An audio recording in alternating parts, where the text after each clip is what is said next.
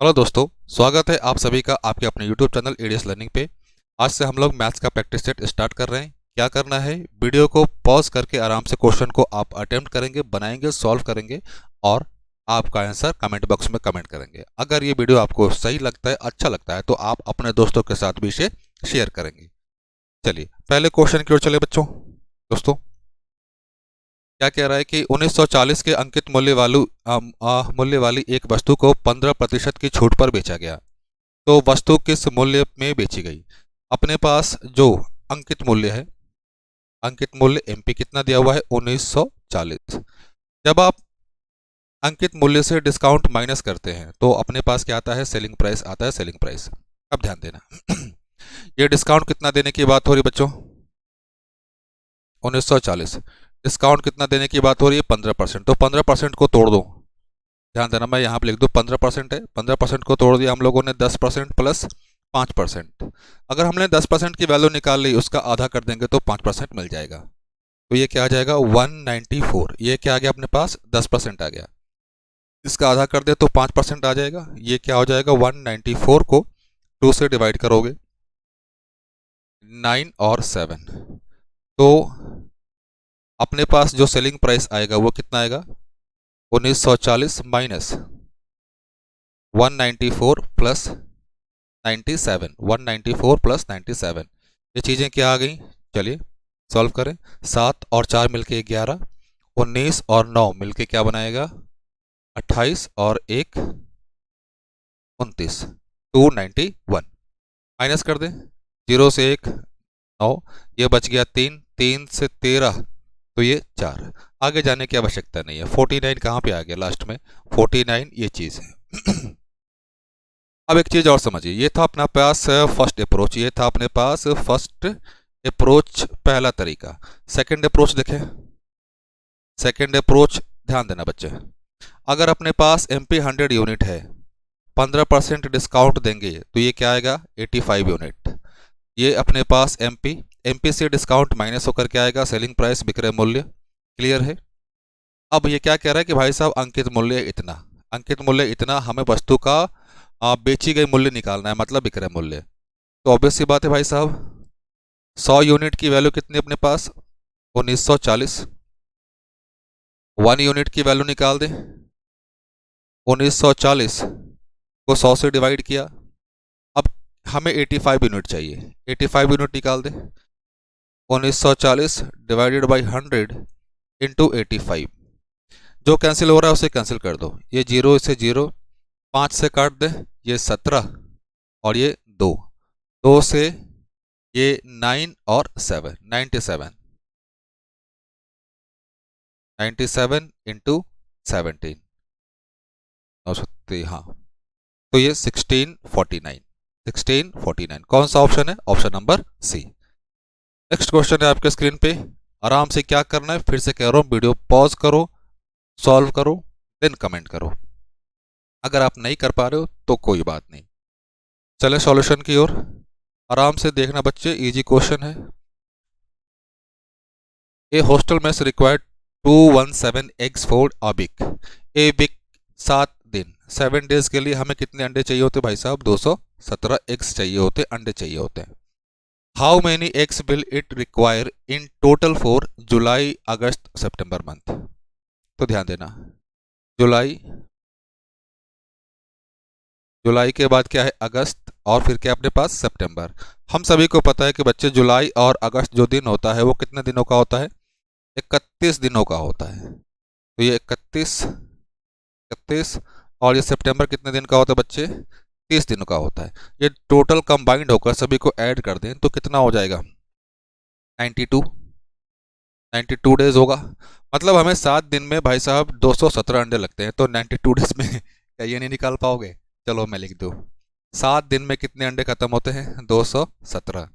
एक दिन में 217 को 7 से भाग दोगे तो कितनी बार, 3 और 1। हमें चाहिए कितना बच्चे 92, 92 डेज में कितना होगा 31 इंटू 92, 3 इंटू 2, मतलब हमारा वैल्यू वो होगा जिसके यूनिट प्लेस पे क्या होगा 2 होगा। पूरा सॉल्व करने की जरूरत नहीं है। अगर यहाँ पे यूनिट प्लेस देखोगे तो 1 है, 2 है, 3 है और 0 है। हमें क्या आया, यूनिट प्लेस पे क्या आएगा, 2 आएगा, तो 2 कौन सा बच्चे, ये आएगा। क्लियर है बच्चों? चले आगे की ओर। क्वेश्चन को बच्चे पढ़ो आराम से, वीडियो को पॉज करके आप पहले अटेम्प्ट करो। यह देखते हुए कि मतदाताओं की कुल संख्या, टोटल नंबर है भाई साहब 1,46,000, 1,46,000 संख्या अपने पास मतदाताओं की। यदि चुनाव में किसी उम्मीदवार को कुल वैध मतों का, कुल वैध मत कह रहा है, 75% मत प्राप्त हुआ और कुल मतों के 5% अमान्य घोषित हो गए, तो चुनाव में उम्मीदवार के पक्ष में डाले गए वैध मतों की संख्या बताएं। चलिए, इस क्वेश्चन को सॉल्व करने का दो तरीका है, दो तरीका निकाल दें। चलिए समझना पहले, ये फर्स्ट अप्रोच डिस्कस कर रहे हैं, ये क्वेश्चन को सॉल्व करने का पहला तरीका। हम लोग क्वेश्चंस के माध्यम से ही कंसेप्ट को समझने की कोशिश करेंगे। टोटल वोटर लिस्ट में 100 वोट मान लिया 100 यूनिट है, 100 यूनिट है। इसमें से क्या कह रहे हैं भाई साहब कि 5% मत अमान्य हो गए, 5% मत अमान्य हो गए। तो भाई 100 में से 5 हो गया तो -5, तो ये हो गया बच्चे अपने पास वैलिड वोट, वैध मत, ये हो गया अपने पास वैध मत। इसमें से क्या कह रहा है कि कुल वैध मतों का 75% प्राप्त हुआ, 75% जीतने वाले को प्राप्त हुआ, तो हारने वाले को कितना प्राप्त हुआ होगा, 25%। ध्यान देना। अब तो चुनाव में उम्मीदवार के पक्ष में डाले गए वैध मतों की संख्या, तो भाई साहब यही निकालना है, तो निकाल दो। क्या होगा समझना। अब टोटल कितना था, टोटल था अपने पास 1,46,000, इसमें से 5% वोट खराब हो गया, तो बचा कितना, 95%, 95% इतना बचा। अब इसमें से जीतने वाले को कितना मिला बच्चे, 75% मिला है, और हम लोगों से वही पूछ रहा है। तो चुनाव में उम्मीदवार के पक्ष में, उम्मीदवार के पक्ष में डाले गए मतों की संख्या। क्लियर? तो 75% की वैल्यू 3/4। आराम से सॉल्व करो, कोई हड़बड़ी नहीं है।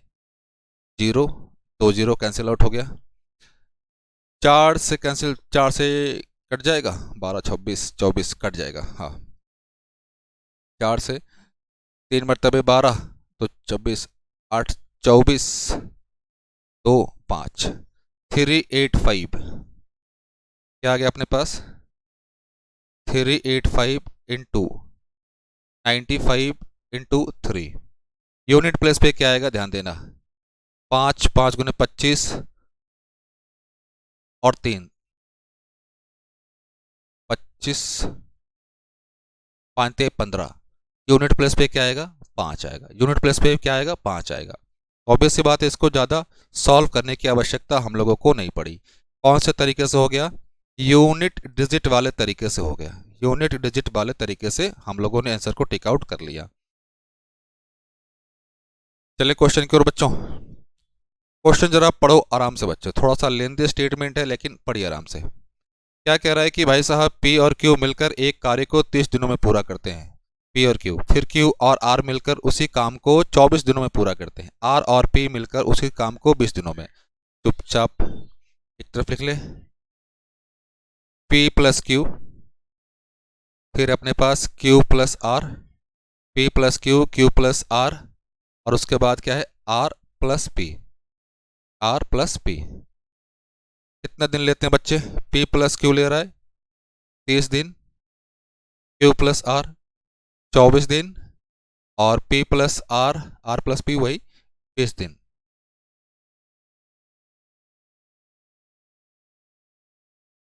तीस 24 और 20 का एलसीएम कितना हो जाएगा, 120 होगा, 120 होगा बच्चों। क्लियर है? अब 120 से भाग दो, यहाँ पे 120 को 30 से भाग दोगे, ये कितनी बार आएगा, 4 बार। मतलब ये कि पी और क्यू मिलकर एक दिन में 4 काम करते हैं। टोटल काम है ये अपने पास क्या है, टोटल काम हम लोगों को 120 यूनिट करना है, जिसमें से पी और क्यू मिलकर एक दिन में 4 काम, ये 5 काम और ये 6 काम एक दिन में करते हैं। चलिए ध्यान दीजिए, तो टोटल पर ऐड कर दें।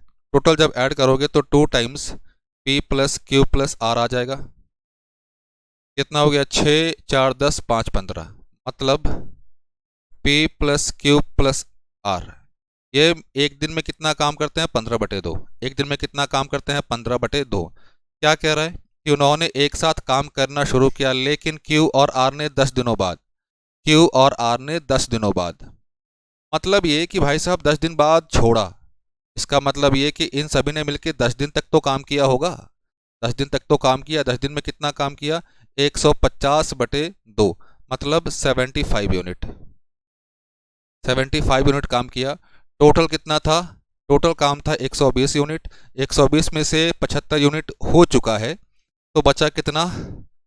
2500। बच गया अपने पास 45 यूनिट। क्वेश्चन की ओर चलते हैं, क्या कह रहा है। क्यू और आर ने तो छोड़ दिया भाई साहब, क्यू और आर ने छोड़ दिया। शेष कार्य पूरा करने में पी को कितने समय लगेंगे? ये जो 45 यूनिट जो काम बचा हुआ है, इसे कौन पूरा करेगा? इसे पूरा करेगा केवल और केवल पी। क्लियर है? केवल और केवल पी। तो निकालें बच्चों, समझना अब, थोड़ा ध्यान देना, फोकस देना। P plus Q plus R, इसमें से क्यू और आर माइनस कर दें, क्यू और आर माइनस कर दें। पहले एक दिन का काम निकालें। पी क्यू आर एक दिन में कितना काम करते हैं? 15/2। 15/2। क्यू और आर, क्यू और आर एक दिन में कितना काम कर रहे हैं? 5 काम कर रहे हैं। तो 15, 5 गुने 10, 15, मैं स्टेप गैप नहीं कर रहा, 10, 2, ये कितने हो गए? 5/2। ये 5/2 कौन काम कर रहा है? ये पी और क्यू मिलके एक दिन में काम कर रहे हैं। अब उसे करना कितना है बच्चे? उसे करना है 45 यूनिट काम। 45 यूनिट काम कितने दिन में करेगा? तो थोड़ा सा इधर लिख देता हूँ बच्चे, हाँ, 5/2 काम कर रहा है एक दिन में।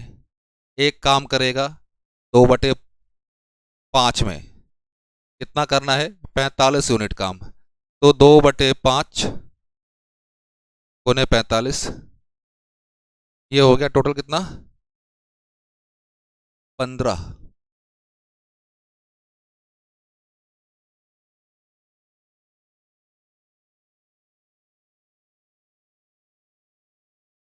2/5 ना, 2/5, 15 गुने,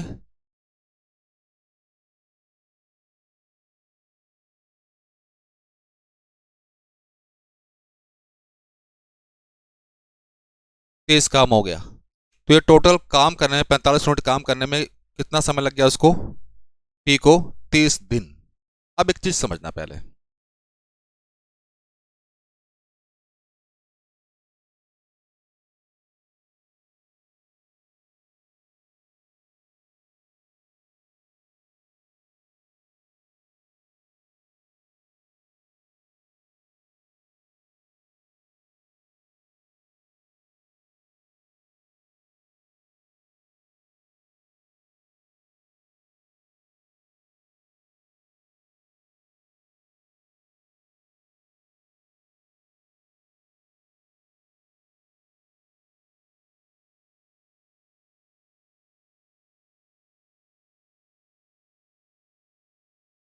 कहाँ पे कैलकुलेशन मिस्टेक हो रहा है बच्चे?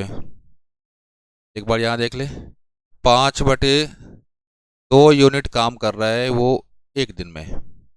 1 यूनिट काम करेगा 2/5, कितना काम बच गया? 45।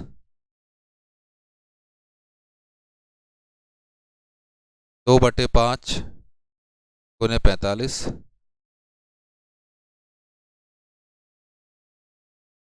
अरे 9 दूनी 18, वही तो मैं 5 से काट रहा हूँ, वही तो मैं सोचा गलत कहाँ रहे।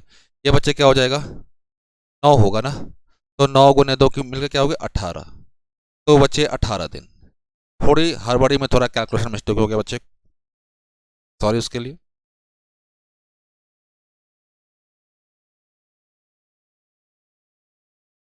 चले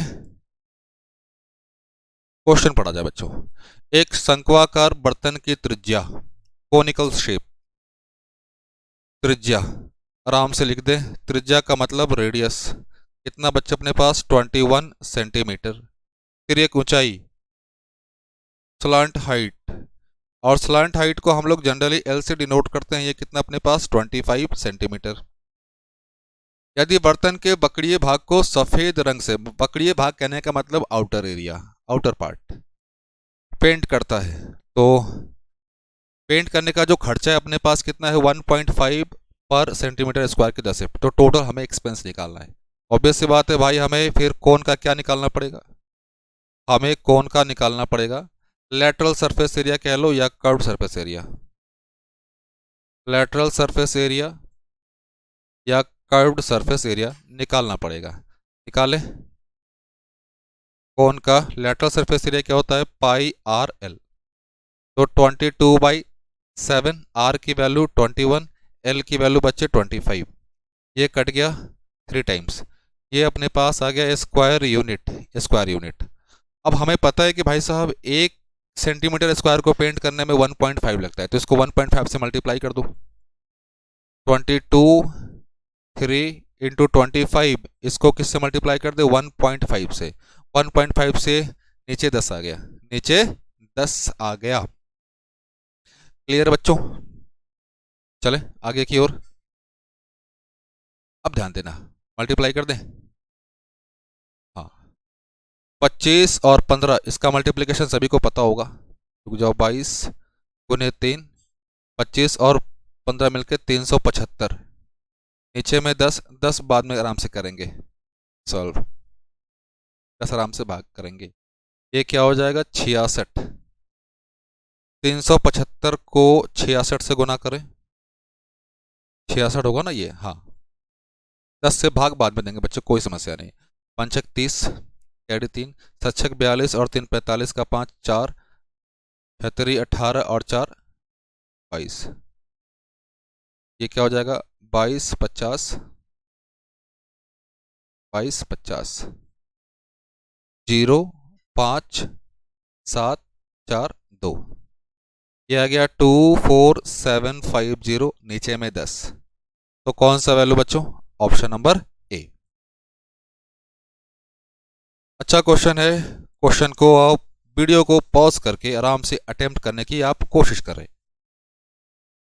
क्या कह रहा है कि find the greatest possible length in metre that can be used to exactly measure the length 6 metre. ध्यान देना बच्चों, क्या क्या लेंथ है 6 मीटर, 5 मीटर और 25 सेंटीमीटर, फिर क्या कह रहा है भाई साहब 12 मीटर और 50 सेंटीमीटर।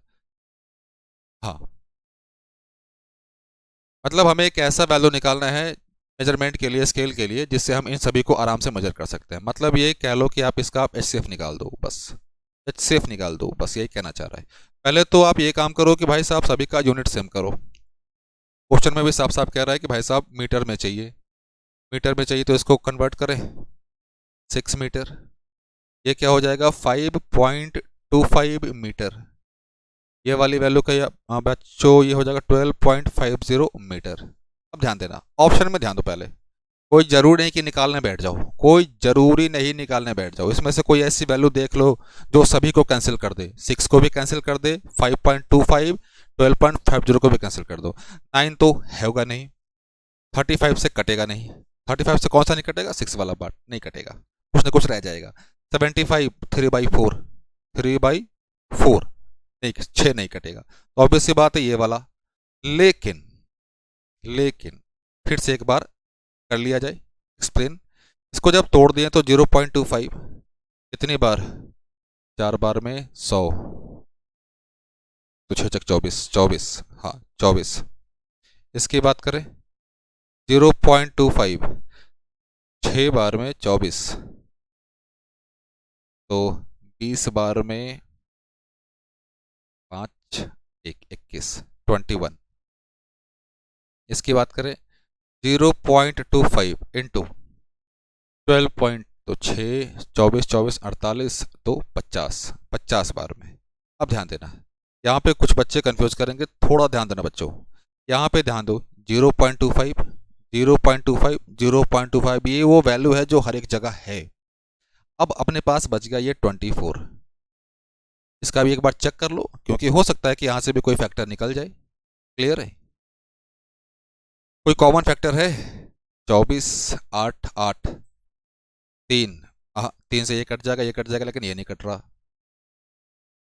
8 नहीं, कोई भी इसमें कोई कॉमन फैक्टर नहीं है। लेकिन ये वाला 0.25 0.25 ये हर एक जगह है, तो अपना रिक्वायर्ड आंसर 0.25, ये हमारा आंसर। चलिए बच्चों क्वेश्चन की ओर, क्या कह रहा है पढ़िए जरा। एक ग्रामीण चुनाव में शाहरुख को कुल वैध मतों का 80% प्राप्त होता है, 10% अमान्य हो गए, 10% अमान्य हो गए, यदि कुल मतों की संख्या 4500। सिंपल सा है बच्चों कैलकुलेशन, 4500 10% अमान्य हो गए तो बचे कितने 90%, 90% को तोड़ दिया 90/100, कुल कितना प्राप्त हुआ 80% प्राप्त हुआ। ध्यान देना ये प्राप्त किसको हुआ, शाहरुख को प्राप्त हुआ, तो दूसरे उम्मीदवार को प्राप्त मतों का कितना, मतलब प्राप्त वैध मतों की संख्या, तो दूसरे उम्मीदवार को कितना मिला होगा, जब शाहरुख को मिला बच्चे 80% तो दूसरे को मिला होगा 20%, तो 20% रख दो, बस हो गया, 2 जीरो से 2 जीरो गया, इसको आप जानते ही हो 45 90, ये 1/5, 1 4 18 5 90, 8 5 40, 18 5 90, 36 72, 810, 810, कौन सा, ऑप्शन नंबर डी।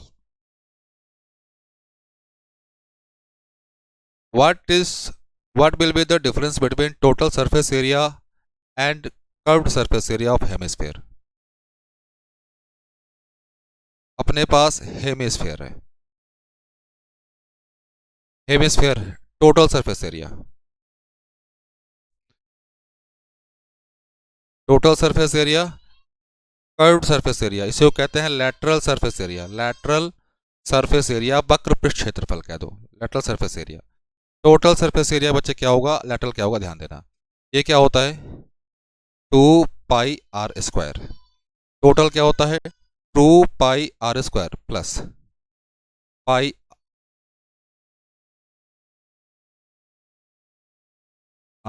नहीं πr², 2πr, 2πr, 2πr,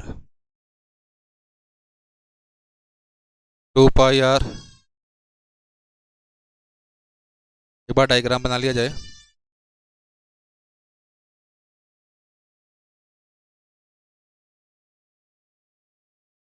ये होता है, ये चीजें अपने पास r हो गई,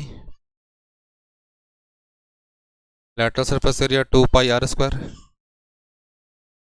ये πr² बच्चे फॉर्मूला गलत लिख दिया, 2πr² प्लस πr², तो इन दोनों का जो डिफरेंस है अपने पास, इन दोनों का डिफरेंस क्या हो जाएगा πr², πr², पाई को रहने दो एज इट इज, पाई में आंसर है हमारा r², 4 सेंटीमीटर डायमीटर है, तो रेडियस कितना हो जाएगा यहाँ से 2 हो जाएगा, तो 2 का स्क्वायर 4π² यूनिट, 4π² यूनिट। क्लियर बच्चों, इस क्वेश्चन की ओर चले, शानदार क्वेश्चन है, हड़बड़ी नहीं करना बच्चे। आपने देखा था थोड़ी देर पहले हम लोग 15 को 5 से डिवाइड कर रहे हैं तो क्या लिख रहे थे कोई हड़बड़ी नहीं, हड़बड़ी में गलती हो जाती है जनरली। चलिए, 2 आदमी अपने पास ए और 1 आदमी है अपने पास बी। क्या कह रहा है भाई साहब, ये 2 आदमी है, काम को शुरू करते हैं। ए समय लेता है 8 दिन, बी समय लेता है 7 दिन, तो 8 और 7 का एलसीएम 8 7 56, ये है अपने पास टोटल वर्क, ये टोटल वर्क कुल काम अपने पास ये चीज हो गया।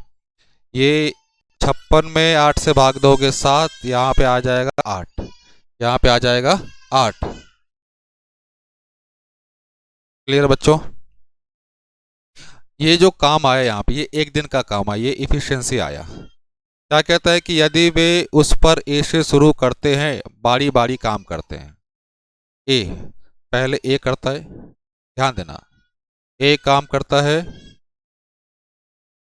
पहले दिन, पहले दिन ए काम किया, वो कितना काम करेगा 7 यूनिट करेगा, ए करेगा 7 यूनिट। दूसरे दिन कौन काम करेगा, बी काम करेगा, बी कितना काम करेगा 8 यूनिट। बी कितना काम करेगा, 8 यूनिट। तो ये 2 दिन का काम, 2 डे वर्क, 2 दिन का काम किसका, ए प्लस बी का, कितना होगा, 15 यूनिट, 15 यूनिट। क्लियर है। तो कार्य कितने दिनों में पूरा होगा। आप यहां से डायरेक्ट भाग भी दे दो, भाग देने से अच्छा है कि आप ये कर लो, 2 दिन का काम ये हो गया, फिर 2 दिन का काम कितना हो जाएगा, 15, तो 15 15 30, फिर 2 दिन का काम, 15 तिहाई 45, 45 काम हो गए, ध्यान देना है यहाँ तक 45 काम हो गए, 45 काम बचे और 45, और दोनों का मिलके योग कितना बन रहा है, 15, तो 60 हो जाएगा। तो 6 दिन हो गए। अगले दिन, अगले दिन कौन काम करेगा, ए काम करेगा, कितना काम करेगा, 8 काम करेगा, 8। कितने दिन हो गए, 2 2 2 6 7, 7 दिन हो गए। अब ध्यान देना कितना काम हो गया, 45 प्लस 8, 45 प्लस 8 कितना हो गया बच्चे, 5 और 53 काम हो गया। बचा कितना, बचा कितना, 3 यूनिट काम बचा हुआ है, 3 यूनिट काम बचा हुआ है, रिमेनिंग है, 3 यूनिट रिमेनिंग शेष रह रहे हैं। ये तो नेक्स्ट डे कौन काम करेगा, नेक्स्ट डे काम करेगा बी, बी काम करेगा, लेकिन वो कितना करेगा, केवल और केवल 3 यूनिट, 3 यूनिट काम करेगा। तो 3 यूनिट काम करने में कितना समय लगाएगा वो ध्यान देना बच्चे। तो ऑब्वियस सी बात है, 2 2 6 मिलकर कितना बना दे, 7, और 7 दिन ये थोड़ा सा एक्स्ट्रा, तो ऑब्वियस सी बात है ये कौन सा ऑप्शन, 7, 7 से 1/2। बिना सॉल्व किए हुए भी इसको सॉल्व किया जाता है। फिर यहाँ पे होता है क्या कि कुछ बच्चे क्या करते हैं, 56 को 15 से डिवाइड करते हैं, 56 को 15 से डिवाइड करते हैं नियरेस्ट के आसपास, तो 45 हो गया, 45 जोड़ो, 45 प्लस 11 काम हो गया। क्लियर है, 45 प्लस 11, ये 3 बार, 3 बार ये ए और बी मिलके अल्टरनेट में काम कर रहे हैं, तो ये 3 गुने 6 और ये 7, तो बच गया 7 में से 7 काम किया तो बच गया 4, तो आधा दिन। तो ये लॉजिक लगा दो। इस क्वेश्चन की ओर चले बच्चे। इस क्वेश्चन को हम लोग करेंगे भाइयों वैल्यू पुटिंग के थ्रू, वैल्यू पुटिंग के थ्रू। क्वेश्चन में ध्यान दीजिए क्या कह रहा है भाई साहब, 1 प्लस साइन का पावर 4a माइनस कॉस का power 4a into cosec square a। अब ध्यान देना कॉसेक है तो ऑब्वियस सी बात है, कॉसेक है तो यहाँ पे 0 रख नहीं सकते, तो theta is equals to 90 put कर दें, theta is equals to 90 put कर दें, पुट करते हैं बच्चों इसमें, तो ये 1, साइन 90 की वैल्यू आप सभी को पता है 1, कॉस 90 की वैल्यू 0, कॉस 90 की वैल्यू 1, तो क्या किया 2 इंटू 1, 2 इंटू 1 कौन सा 2। चोर सिपाही वाला क्वेश्चन है, शानदार क्वेश्चन है। चलिए, दो सिचुएशन है अपने पास, दो आदमी हैं, पहले तो आप स्टेटमेंट को पढ़िए। क्या कह रहा है, 300 मीटर की दूरी से एक पुलिसकर्मी ने एक चोर को देखा, एक आदमी यहाँ पे चोर है, ये थिफ, यहाँ पे भाई साहब पुलिस वाला, पुलिस, इनके बीच जो गैप है वो कितने का है, 300 मीटर का गैप है, 300 मीटर का गैप है। Clear. Thief and police run at the rate of, यहां से जो चोर दौड़ता है स्पीड, थिफ एसटी मान ले कितना है 11 kilometre per our, 11 kilometre per our. जो पुलिस की स्पीड है बच्चे, एसपी लिख दिया, पुलिस की स्पीड कितना 13 kilometre per hour, 13 kilometre per hour. After running for how many kilometre will it policeman be able to catch the thief. चलिए, मतलब टाइम निकालना है, टाइम निकालना है, टाइम निकालना है कि क्या निकालना है? After running how many kilometre. पहले तो ये भाई साहब कि यहाँ पे पहले इसको कवर कराएं, इसको यहाँ से लेकर यहाँ तक कवर करने में कितना टाइम लेता है। क्लियर? यहाँ से लेकर यहाँ तक जाने में कितना टाइम लेता है। अब ध्यान देना, स्पीड आप लोगों ने कई बार पढ़ा होगा, distance by time, distance by time. अब यहाँ से चीज समझना पहले, सब जगह रिलेटिव है, रिलेटिव है। तो भाई साहब relative speed, relative distance, relative time. जब सेम डायरेक्शन होगा तो स्पीड क्या होता है? माइनस होता है। जब अपोजिट डायरेक्शन होगा तो स्पीड क्या होगा? प्लस होगा। क्लियर है? कुछ देर के लिए इसको रोक दो, जो चोर है इसको रोक दो, ये डिस्टेंस कवर कर लेगा। भाग रहा है मतलब ये जब कभी भी भाग रहा होगा, ध्यान देना, ये जब कभी भी भाग रहा होगा, यहाँ पे पकड़ लिया, यहाँ पे पकड़ लिया इसको, कहीं पे भी भाग रहा होगा तो गैप कितने का कवर करना पड़ेगा पुलिस को? पुलिस को जो गैप कवर करना पड़ेगा वो 300 मीटर का गैप कवर करना पड़ेगा। क्लियर? हाँ, तो यहाँ से टाइम निकाल दे पहले, ये टाइम है बच्चे, टाइम, टाइम निकाल दे। डिस्टेंस बाय स्पीड, डिस्टेंस कितना है बच्चे दोनों के बीच? 300 का, 300 मीटर का। अब ध्यान देना, यहाँ पे 300 मीटर का स्पीड, दोनों का सेम डायरेक्शन है तो स्पीड क्या होगा? माइनस हो जाएगा, 2 किलोमीटर पर आवर। अब ध्यान देना, यहाँ ही पे कंफ्यूजन होता है, अधिकतर बच्चे लोग यहीं पे गलती करते हैं कि भाई साहब क्या, यूनिट हमेशा सेम रखना है, ऊपर वाला मीटर में भाई साहब, और ये समय के बारे में कुछ लिखा नहीं है, ये कितने किलोमीटर दौड़ने के बाद पुलिसकर्मी मीटर में है या किलोमीटर में है। तो चलो किलोमीटर में लेके चलते हैं आराम से। तो ये 300, आराम से मैं भाग दे रहा हूँ बच्चे, कोई हड़बड़ी नहीं है। नीचे 2, क्या आ गया? 0.32, तो ये 0.15, ये आ गया आवर, 0.15 आवर, ये आ गया टाइम, आ गया ये टाइम। अब हमें यही निकालना है कि भाई साहब इस टाइम में जो पुलिस वाले ने कितना डिस्टेंस कवर किया होगा।